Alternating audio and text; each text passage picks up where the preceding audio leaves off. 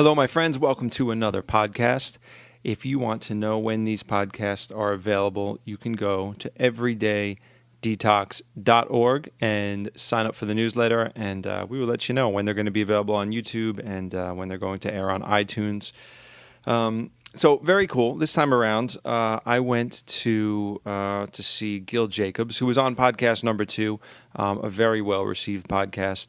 People really liked Gil and liked his story, and he's really good at cutting through the bullshit and really breaking things down. So I think one of my favorite quotes from this podcast is "chocolate infested piles of bullshit," as Gil describes some of the raw food offerings out there from some of the New York restaurants. So anyway, so Gil, this time around, Gil gave a talk at his new space, Vibrant Sea, and I went in there with the video camera and a microphone and just sort of set it up so we can capture the moment. That was this past Saturday, January 31st, 2015, and a lot of the audience were colonic therapists and personal trainers and holistic health counselors. So Gil sort of anticipated his audience, and he probably made a few assumptions as to where people's level of understanding was, and just sort of jumped right in from there. So I tried to just sort of refine it down a bit and get the gems. But if you guys have any questions, Gil's going to be on the podcast doing a one-on-one type of thing like we've done in the past very soon. So if you guys have any questions, just send them in through the website, feedback@everydaydetox.org.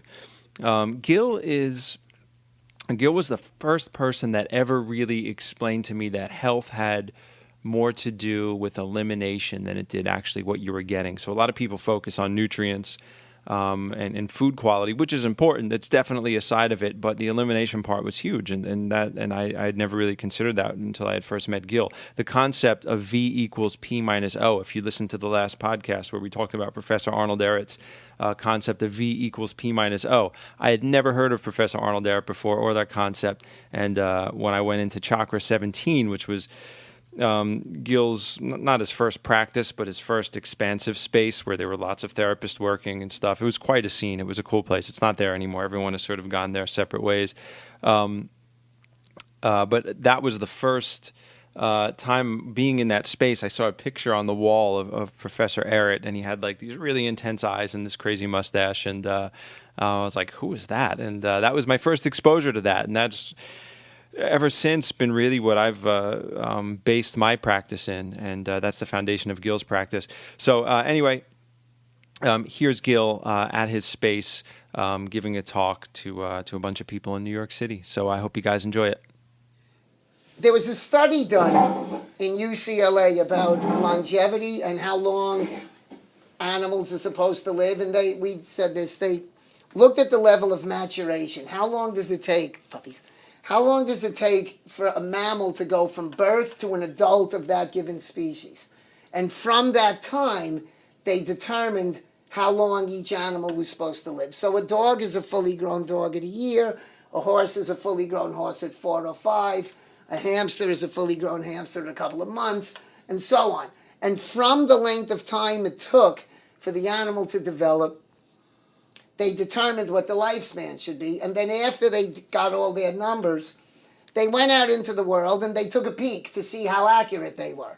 And they were dead on point within like a year of every animal they studied except humans. Humans don't become fully grown humans till 17 or 18. Every other animal is much earlier. Based on that scale, the average human is meant to live to 123. So we don't come close. Now what happens when you're in your own framework, you base numbers on what you perceive to be real based on what happens most of the time. So in the modern human culture, if people die at 82, you think that's a nice long life. They did what they want. They smoked, they drank, they fucked, they ate, and they lived to 82, but that's 40 years below where we're supposed to be. You see? And when we come back to the question, why don't people who live normally die? Well, part of the answer is, well, they do, but we've accepted the length of their life as adequate. But based on what's supposed to happen, if you live what we consider a long life, which is 80, you're 43 years short. That's one part of it. The other part of it is the inherited energy. If you come from a strong background, an island background, Southeast Asian background, African background, anywhere where it's tropical, your body's born with a better genetic power, and you'll be able to endure the wrong thing for a long time so that you can live into your 70s and 80s and then you keel over. We've discussed that. But the one thing we've never discussed, why do people who eat and drink and just do everything wrong still get up and function okay? There's a lot of them out there that are fine. They go to sleep at 5 o'clock wasted, wake up, go to work. We all know people like this. And the answer is because what? One thing we've never mentioned, which brings us to here. Because they sleep. That's the reason. Because they sleep. Because what happens during sleep, what sleep is for, is that when you're out, when you're sleeping, your kidneys are filtering the bloodstream. All the blood in the body is flushing through the kidneys. As it goes through the kidneys, the pH of the blood goes from acidic to alkaline. Okay, we've all talked about the pH needs to be 7 or higher. It's an alkaline pH. This occurs during sleep. So if you sleep 8, I remember when I was a bodybuilder, when I was 20, I would sleep 10 hours and I'd wake up fine because I was eating all this heavy protein, skeevy food. So the sleep is what kept me functional. The blood goes through the kidneys literally pull out all the acidity. You wake up, you actually have an alkaline bloodstream. As acidic as the diet is, as low pH as the diet is in the average person, meat, bread, cheese, milk, beans, drugs, beer, cigarettes, pollution, all these heavily acidic materials pounding away into the body. But because of sleep, the system kind of gets like a confession and it wakes up clean. That's why people in their 20s and 30s, professional athletes, can abuse their body silly and still perform. Sleep is the big factor. It cleans you up, and for 30 or 40 years, it gets you by really well. It's basically the point in time in which your blood gets cleansed. Now, this thingy, the float tank, this was created in the 1960s. The guy based this on the Dead Sea. The reason people heal in the Dead Sea is because the salt content in the water is the highest anywhere on the planet. So what that does is when you sit in heavily, heavily salted water, the speed of the alkalinizing of the blood accelerates to a degree that you could not get through normal sleep in the same amount of time. The water in this thing is about 1.5 feet off the ground. Right? It's about 1.5 feet, a foot off the ground. Yeah. If at best, there's 900 pounds of medical grade Epsom salt in here. 900 pounds. It's the Dead Sea in a box. They've estimated that if you're in this tank an hour, that's the equivalent of 3.1 hours of sleep. So that 2 or 3 hours in here literally is a long night's sleep. How that translates into healing for people who have diseases or health issues that connect to inflamed tissue, which could be colitis, phlebitis, basically anything that's wrong in the system. Most cancers, all inflamed tissue sicknesses, people who were too stressed out to be able to fall asleep. The reason I got into this thing, and I used it a lot in the early 90s, is because this is a stressed out city. And for a lot of people who are ill, you may notice if you do this work, you know people, when you get into a diet that's radically cleansing, lots of fruits and vegetables, your sleep can go nuts. You wake up, you can't sleep, you're up, you're down, you're up, you're down, because there's the constant upheaval of chemicals and poison in the bloodstream. You sit in this thing for an hour or two, and all the effects on the blood that should be happening when you're sleeping happen at a very accelerated rate, whether you fall asleep or not. That's this thing's connection to the juicing, the cleansing, all the dietetic stuff we're practicing. You see, because in a city like this, where most people, side note about sleep, how important it is. It's one thing to wake up to an alarm clock for work. You have to do it. It's the nature of life. It's another thing And I know a lot of the workout people, the downward dog people, don't want to hear this, but it's the truth. All right? It is another thing to wake up to an alarm clock to pursue a health activity. That's like cutting off your thumb to save a hangnail. It's ridiculous. Right now, nobody's saying you're lying in bed on a Saturday, it's one of these. Oh, you say if it's a chick, because the colonic business is all chicks. Oh, I wonder if he likes me. Well, he went home because he has to get up early, but do you think he's not into me? I should get up and work out, but I don't want to. No, then you get up. I'm not talking about that. That's something else. I'm talking about, ring! Oh, I have to go to Equinox and work out. No, you don't. You never force yourself out of a sleep unless it's work or a have to. But when it's up to you and you're doing something in the pursuit of health, when it's in the pursuit of health, you do not ever wake up to an alarm clock, which cuts off sleep, which is way more important than whatever it was you were going to do other than running out of a burning building, right? It's way more important than a workout, a yoga class, a Pilates class, a Barry's boot camp, whatever the heck it is, a bar class, this, that, the other thing, soul cycle, whatever it is that's happening. It's not as important as sleep, because sleep is the cleansing of the bloodstream, the raising of the pH. The ultimate element in health and longevity is an alkaline bloodstream. Nothing trumps that. You see? What makes exercise good for the body, it raises intake of oxygen. It raises blood flow, oxygen comes in, that helps the body function. But at the expense of sleep, it's a bad trade-off. Okay, so as a side note, if you're waking up exhausted at 5:30 in the morning to go take a class thinking it's to your benefit, it is not. It is not. It is of no benefit unless you wake up 5:30 because you're up and alert, and that's when you'd be waking up even if you weren't taking the class. You see? But the other way is nonsense. Because if you can't get up without an alarm clock, you shouldn't be up. It means your body is in that state of alkalinizing the blood. If you don't get enough sleep, the kidneys get strained. You talk to people who read faces and do acupuncture. When the kidneys are off function, you get the dark rings under the eyes. That's the connection between no sleep and rings under the eyes. You see?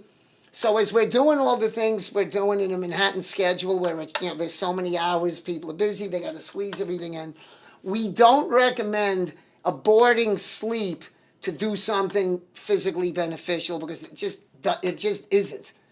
Okay, it's one thing to train the body to wake up 5:30 because I'm comfortable, I'm awake, I'm alert, that's great. But not, oh, fuck, oh, no, I have to get out and do squats. That's ridiculous. Okay, that's ridiculous. The value of sleep is just more important than all those things. So where does this fit into a healing? It fits into a healing element because when people have inflamed tissue, when people's bodies have illnesses that are based on acidosis, which is the state of the pH being acidic throughout the body. Basically every sickness is acidosis. The bloodstream is riddled with low pH. As the diet changes, as the person cleanses, a great accelerator to the healing process is this. That's why people travel where they do to go to the Dead Sea. Because as you sit in this thing an hour, 2, 3, the pH of the blood is changing at a rate that you can't get any other way. So connected to all this cleansing stuff, it's a very, very intricate part, especially for people who have hypertense nervous systems. They can't sleep. You hear this a lot with people with low-grade cancers. They cannot sleep. That's why we put this thing in here. The guy that invented this himself had ulcers and mucus colitis. He healed it with no dietetic changes with this thing, which is pretty amazing. Okay? That's why we have it here. And you'll see if you try it, what happens at first, you're sitting in it, next thing you know, you're unconscious. And the reason when people come out of it, there's such a high level of chi, it's not just that they took a nap, but they took a nap times 3.1. So if you hang here for 40 minutes and you're out, it's 123 minutes of sleep. It's a true gem. I've always wanted one. It was just too expensive. And I didn't have anyone to help me do it. Thank God we have these two people. That's why I integrated it into a cleansing space. Okay. One of the things is we have a lot of people here. Yes. Question. Go ahead. Okay, say suppose you have that 8 hour sleep and you do get up naturally at 5:30, but you still get up tired. You don't need an alarm clock, you wake up, but then That's a great question. That type of fatigue is part of why people want to get into a health pursuit. In other words, if you eat a pepperoni pizza at midnight and go to sleep at 12:30, you could sleep 17 hours. You're waking up tired. Like, so if there are elements in the being where you have the issue if I don't wake up refreshed, that's a different question. That's a whole different biochemistry, which is an issue for a lot of people. If, by the way, you're one of these people that wakes up, even if you have a good night's sleep, you wake up, you're tired, oh my God. And then as the day goes on, you start to get your chi, you get your oomph by 1 o'clock. Oh, I'm fine. I didn't realize it. When I woke up this morning at 9, I felt like, well, shit, now I'm okay. I'm okay. If that's your pattern and you find your energy spiking as the day goes on, biochemically, that means your hormone pattern's off. You see that happen in a lot of people my age, right, over 40, up. That you wake up exhausted, and as the day goes on, all of a sudden you gain your chi. That's a sign that your hormone levels, your cortisol levels are off. Cortisol levels are off. If you're a man over 40, it's 95% certain your testosterone is low.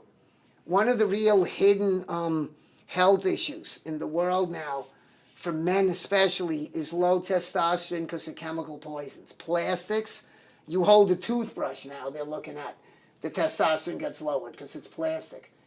Water in most of the country lowers testosterone because the drug companies, Merck in Jersey, Upjohn, they're dumping all this chemical waste into the reservoirs. And what the chemicals do when they get into the water supply, they raise estrogen in men and lower testosterone. And by the time men get even younger than I, even into their 40s, they're ravaged with these hormone imbalances. And if you speak to nutropharmacologists, they'll tell you, you could have a low hormone count as a man or a woman. You can have a lot of energy. You can have a lot of macho. But there are other factors in your life that show the hormones low. So in regards to sleep, if you're over 40 and you constantly wake up tired and then gain energy as the day goes on, you should get what's called a male, if you're a man, female, if you're a woman, a male hormone panel done. It's a check on every facet of the hormones in your body, especially if you're over 40. Everyone should get it done. Because the chemicals that the drug companies dump into the water are unfilterable. They don't come out with a filter because they're too small. So when you look at how water plays in your life, how much plastic is in your life, a lot of issues around waking up tired are hormonal. You know, so it's something you can go to. There's a lot of progressive MDs, Jeff Morrison, Patrick Fratellone. You get your hormones checked. It's called the male hormone panel. Gil, there's a website called Health Check USA, and they do all sorts of blood work. They do like hormone panels, and they do vitamin and nutrient panels. The only thing is you're not allowed to order it in New York. So I called them, and they basically said, you know, get someone from out of state to pay for it for you, and I had someone up in Connecticut pay for it. But I actually took the test at I forgot the name of the lab, but the labs are all over New York. Awesome. I took it right in Brooklyn, and it was done overnight. They did my whole excellent profile, and it's like cheap because there's no doctor that has to be in the middle and like. Oh, that's fantastic. Shake their hand. Yeah, it was good now, stuff. do they prognose too? Like, do they tell you what you should do if something's off? They just give you the. So then you can go from there. Yeah, you can go from there. All right, that's excellent. Because that is an issue, the whole waking up exhausted thing. It connects to hormones a lot. And the thing with hormones is, this is important. If you're really low as a man in testosterone, really low in estrogen as a woman, the state of being really low makes you very prone to cancers and disease. And that's where the question comes in, is it better to take a synthetic hormone in minimal amounts? And the answer from the research is yes, it is. As bad as synthetic hormones are, not having the hormone is worse, and it opens you up for more cancers, which will kill you much quicker than the buildup of the issue with the synthetic one. As long as the synthetic one isn't taken like a weightlifter. It's given in minuscule, tiny amounts, or of course there's bioidenticals. But that's how big an issue low hormone count is now, especially in men. The level of sterility in the world is at an all-time high. So that's something when people talk about waking up tired. If you're over 40, you should get a hormone panel done because it's easily fixed with bioidentical hormone therapy, which is usually a cream put under the arm or in here or someplace. One of the things I wanted to do talking about diet, because I knew we were going to have a lot of people that are very into this, is I made a list in my head of stuff which I want to bring up and then talk about, are these things good? Are these things bad? When we work with people, and a lot of people here do speak to people, how do we navigate this? Because a lot of things come up where you can sense that it's a little tricky depending on the individual. I had a young man come to me from Staten Island, friend of Fred's. Fred sent him. Guy's about this tall. He's about 240 pounds. Big weightlifter guy, but heavy. Right? And he broke out in the most violent series of red bumps, like literally like marbles, beat red all over the guy. And of course, the medical doctors gave it some huge polysyllabic name. Oh, that's blah, blah, blah, blah, blah. You know how they do that? You're toxic. You're a cesspool. They gave it this big fucking name. So the guy got into this. When I met him, he had lost about 12 pounds just from doing the diet. He's done like 3 or 4 colonics. He's now lost about 35 pounds. And the redness all over his body is now down to tan. It looks like liver spots. And he's thrilled. And with time, it's going to leave. Now, here's my question. When he came in and we were talking about diet, he said the following. Now, this is a guy about 5'6", 240. He didn't get that way eating too many sprouts, right? Okay, so this was what he asked me. He said, look, in the morning, he was Staten Island Italian guy. It was in the morning, I wake up now and I used to do bacon and eggs and fucking pancakes, and now I get my blender and I put my coconut water and my hemp seed powder and my maca powder and my bananas, and I put in some almond butter and I blend this big thing and I eat it and I feel great. Right? Now, is he correct or is he incorrect? If you wake up and take a blender and put coconut water, almond butter, hemp seed powder, bananas, cacao, coconut meat, blend it and eat it in the morning, is this a good thing? Is this not a good thing? See, and the reason I bring this up is, again, when we listen to a lot of people on the internet, these 25-year-old people doing all this talking, there's too much linear dogmatic thinking. The truth is, there is no yes and there is no no. For a 5'6", 240-pound man to go from what this guy was eating to what I just said is marvelous. It's an excellent thing. It's excellent. The dude got to 240 by jamming a lot of Captain Crunch in there.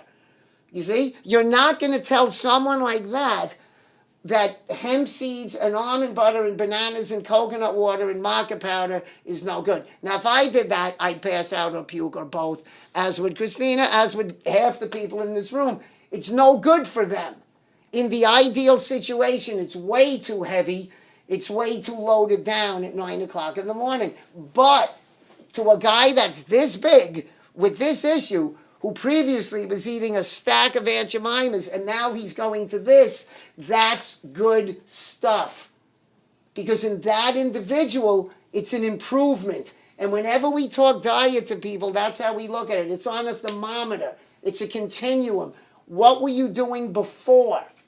Whatever you were doing before, we just needed to get better. There is no absolute. And you listen to these people talking, the guy with all the bananas. People talk about potatoes as if they're crystal meth, Now, were potatoes perfect human food? No.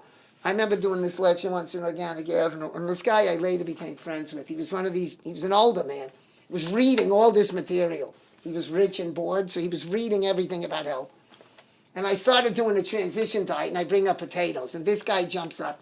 Potatoes have these micro poisons, and he goes off on 20 minutes on all these poisons in potatoes. Right? Now, the point is he's probably right. But that's looking at things from the perspective of what is perfect. And from the perspective of what is perfect, potatoes don't work. But For 99.9% of the population, potatoes would be the healthiest thing they would eat. So if they start living on potatoes versus what they were doing, it's going to make them healthier because it's coming up their pyramid. You see? That's how you do dietetic consultation to people. You have your game, and like a good coach in sports, you don't make your players fit your system, you make a system to fit your players. It's a huge mistake made out there. You see raw food dogma crazy people, macrobiotic dogma crazy people. Michio Kushi died. Did you know that right now? Yeah. He died 88, the father of macrobiotics. And people have their belief and they jam it down somebody's throat. That's no good. For this guy I was talking about, the big blended stuff of mush, which would have knocked most of us here out, was excellent for him. Now, what will happen with time if he keeps losing weight? He's going to look up one day and realize, wow, that's making me feel heavy. This isn't working anymore. That's because he's gotten up the thermometer to the point where what he's doing is below him. And that's how we do it. You see? I had another woman come in. She was very heavy. She had skin issues. She had thyroid issues. She was a carbohydrate addict. And the nutritionist put her on a diet where she was drinking juice twice a day, and she was eating salads, cooked green vegetables, and animal proteins 3 times a day. Now, for that particular woman, that's fabulous. She lost a lot of weight. It's helping her because she took out all the junky carbohydrates. She took out all the pasteurized dairy, and she's left with salads, cooked veggies, and meats. And this was pork chops, regular meats 3 times a day. Huge improvement from what she did. Fabulous. You see, now let's take the same diet. Salad, cooked veggies, animal proteins. I had another man. This guy was a tough one. Guy had Hodgkin's disease. He was cancer, lymph cancer. But he was so into his body that he didn't want to do a cleansing diet or he'd lose his muscle. And I was gently trying to tell him, alive and not so much muscle, better than muscular and dead. But for some reason, it wasn't getting through. I don't know. So this dude, he had kidney failure. It's the most bizarre story. His mother was dying and needed a kidney, right? So he went in, he was going to donate the kidney for his mother, and they told him, you have a really severe kidney disorder. It's really bad. You've got to watch your stuff. So he decides he's going to stop drinking, but to keep, he's a weightlifter, dude. Also an attorney. This is a smart man, but...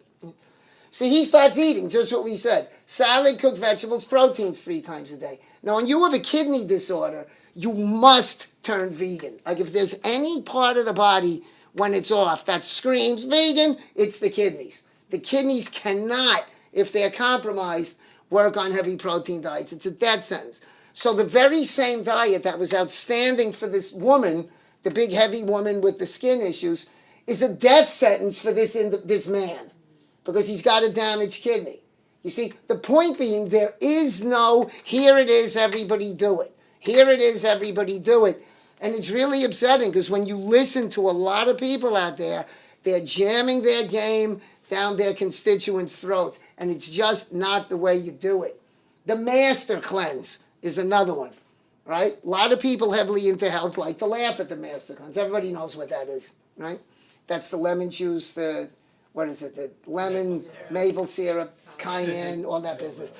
Right now, if you take a normal person, everybody you know that's normal, that's never done a shit for their health, the master cleanse is excellent. It's a good thing to do for a week or 6 or 7 days. But once you get into a lot of juicing and a lot of greens, if you do the master cleanse for more than 1 or 2 days, you're going to be exhausted and irritable. Because you're not getting the alkalinity, you're not getting the chlorophyll, you're not getting the enzymes. You're knocking yourself down. You're not going to like it. But for the average person in the street, it's fabulous. Because it stops them from polluting themselves. You see? So when we work with our own thing, like people ask, is this good? Well, who's asking? Is this a good thing to do? Well, where are you in terms of your own health and your own cellular structure? What's good for one is not necessarily good for the next one based on how clean the body is. Macrobiotics, we say this all the time, is a Japanese diet. It's cooked brown rice, cooked miso soup, cooked vegetables. The whole diet's heated food. but it's decent heated food. There's no bad food in it. There are a lot of people who've healed cancer with macrobiotics. Now, the diet is not that elevated. There's no juice, there's no salads, there's no fruits, no wheatgrass, but it heals cancer. Why? Because whoever it is who got cancer that uses it, if you go from normal diet, American diet, to macro, you're coming up the pyramid enough that in certain cases it will heal cancer. You see, so all of this dietetic talk is just about improvement. Go up the pyramid enough so that you're doing better than you were. And that isn't an absolute. It depends on who's asking. There's a lot of therapists in the room here. When people come in and ask you something, oh, I tried this thing and it's working really well. No. If they're enthused and telling you how good it is, you do the Mr. Met in the back of the Guido's Cadillac. Right? He says, yes. You don't rain on people's parades. It doesn't mean you should do it. You see? I recommend things that if I did, I'd have to take a day off work. It would kill me. But I'm not talking to me. I'm talking to someone else.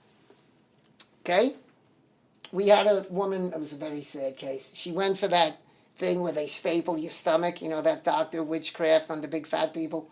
Like Chris Christie had it. It didn't work on him. He's still huge, right? The governor of Jersey. He got that thing done. This Stitchy, he's still huge. Well, it must have popped. But this woman got that thing. She lost 200 pounds, and then it got infected. They took it off, and she went up to 450. And that's when she came to us, and I couldn't give her colonics. This was back in the aughts. Is that what they call it, Mike? The aughts. Don't you want to puke? Like 2000 to 2009 is the aughts.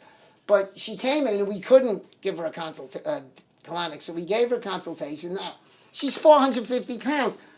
That's way too toxic to start juicing her and having her fast. So I told her, look, once every 4 hours around the clock, you're going to eat a little bit of cooked vegetables, a little bit of blended salad, and animal proteins in this volume. 4 ounces of this, like this. And just do it every 4 hours. If you have to wake up in the middle of the night because you're starving, do it. The woman lost like 80 pounds in 8 months on a diet that would have killed half the people in this room. But for her, at 450, that was the way to go. You see? So I call it the bob and weave. If you're in a boxing ring with Floyd Mayweather, you can't be planning. Where's he coming at? You have to look at who you're with and go with it. Really important. Okay? Because there is no absolute. There are concepts that we mold to fit the individual. It's a really important concept. Somebody had asked if we could talk about dietetics in regards to staying cleansed and healthy in the dead of winter, because it's so hard to do in the dead of winter. We could discuss that. The big mistake people make, obviously for a lot of people, if you're new to this, to do an all raw food diet or a vegan diet that's light can be hard in 10-degree weather. And it should be hard in 10-degree weather because humans are meant to be in the tropics. We're meant to be living off the coast of African countries. We're meant to be in the islands, the Philippines. That's where humans are meant to be. We are not meant to be in Duluth, Minnesota. We're not meant to be in 15-degree weather. So when you try to bring in an island diet, like a natural indigenous diet, to Chicago, it's a tough game. Right? It is. It's a tough game. But the mistake a lot of people make is that they take what they know and throw it out the window. Nobody should stop eating raw food in the winter. That's just dumb. But it makes sense for a lot of people to add heated food to the raw food they're eating. That makes sense. So if I were outlining a diet for people who are prone to chill, by the way, if there's one thing you want to do before we do the diet that really works to keep the body warm for people out there listening to this, wherever that may be, or why ever that may be, is the trampoline, the rebounder, because when you flush your lymph system, you're going to feel a great rush of heat. 7 minutes a day, boom. The other thing is the dry brush, the natural thistle brush, up the limbs, down the torso. So up the legs, up the arms, down the chest, down the back. You flush the lymph system, you'll get a great rush of heat. That and the trampoline are two good things. But dietetically, I would do the following. If I were into doing juice in the morning and the winter were annoying, one of the things you could do is just put a smidgen of oil high quality oil, extra virgin olive oil, coconut oil, into a juice with turmeric powder.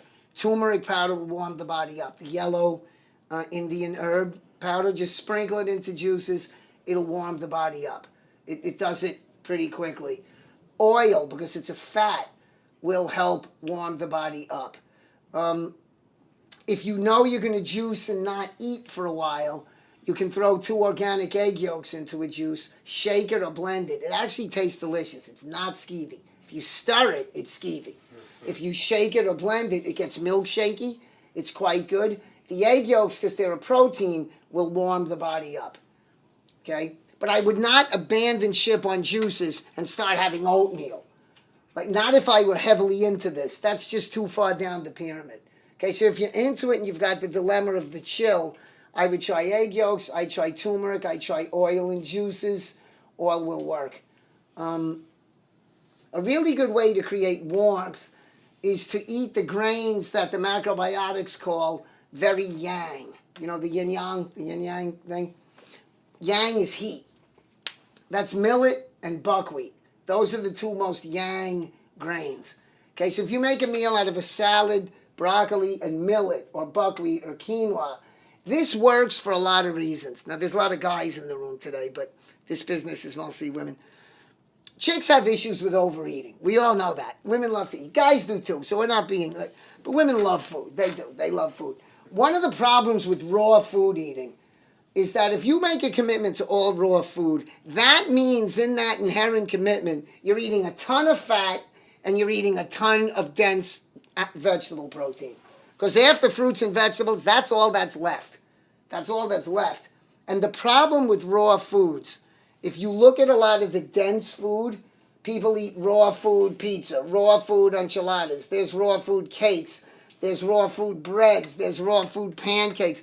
The whole thing that Pure Food and Wine, may it rest in peace, that they were selling, all that dense food, if you put it in this cup, if you put Brazil nuts and dates in this cup, see the size of that cup? If you fill that with Brazil nuts and dates, that does not look like a lot of food. It really doesn't.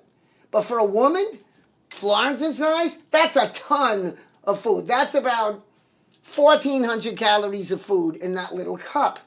You see? Now, the problem is the stomach does not recognize... Now, we haven't had anything brilliant today. This is bad. Now we're going to get... This is going to be good.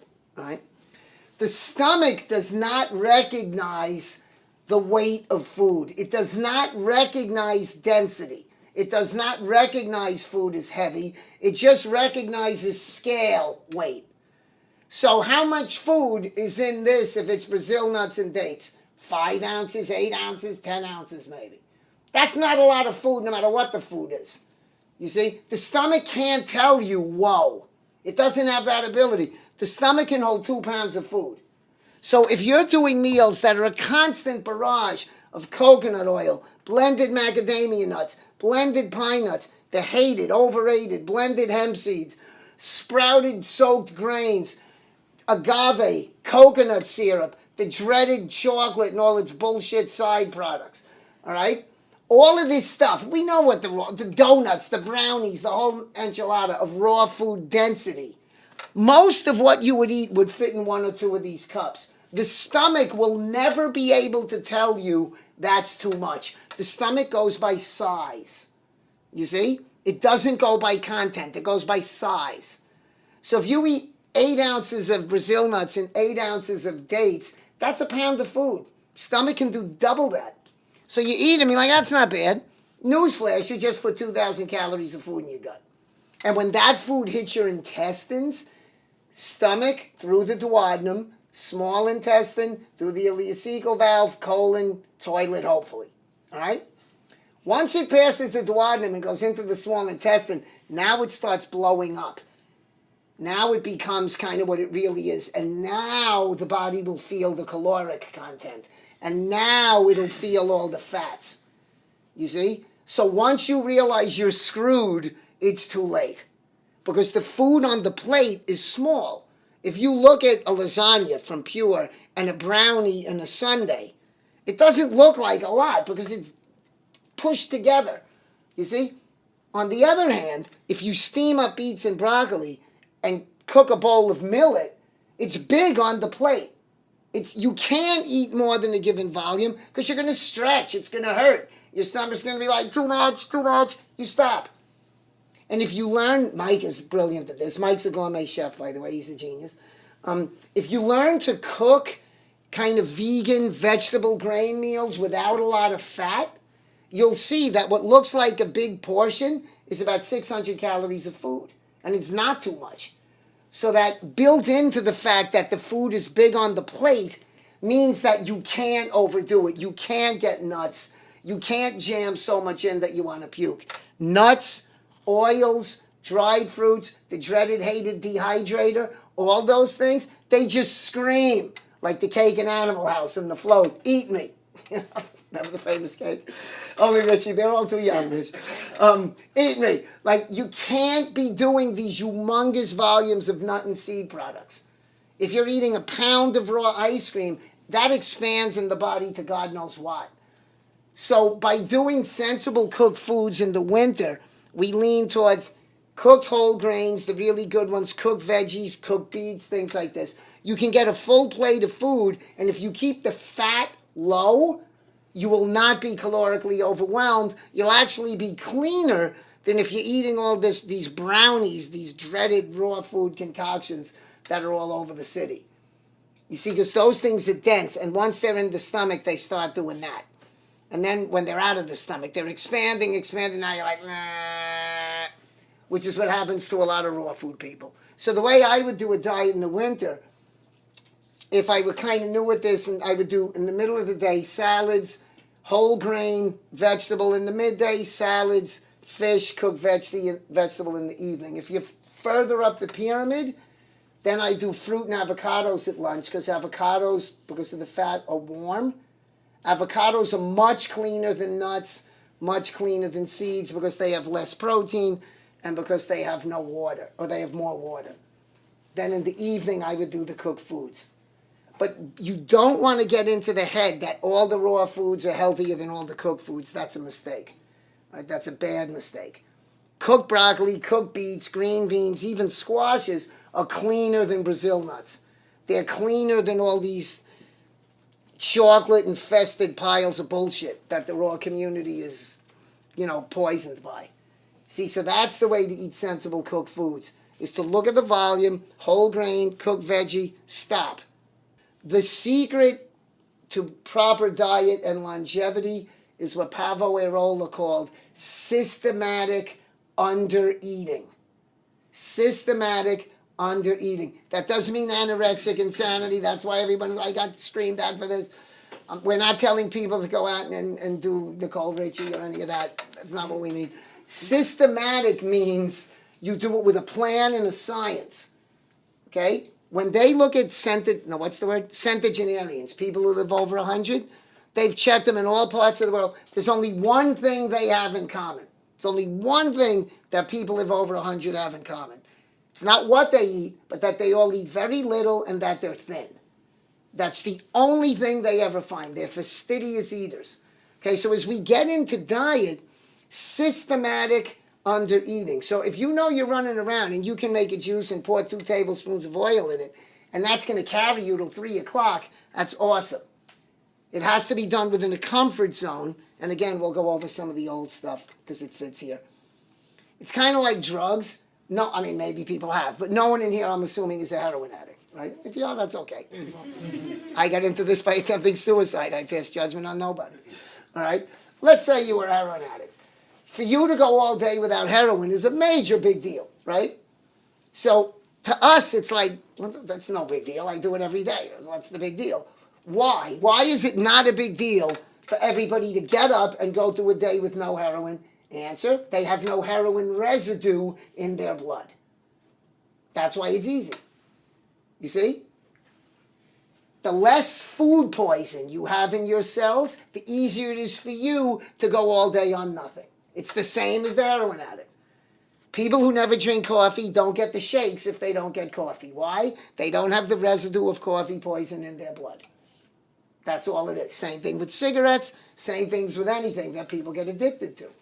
You see? Once you get into a cleansing life, you'll notice, and I'm sure everyone here who's done this can tell you, it's very easy to wake up and go live your life till 3 o'clock before you realize, I think I need something.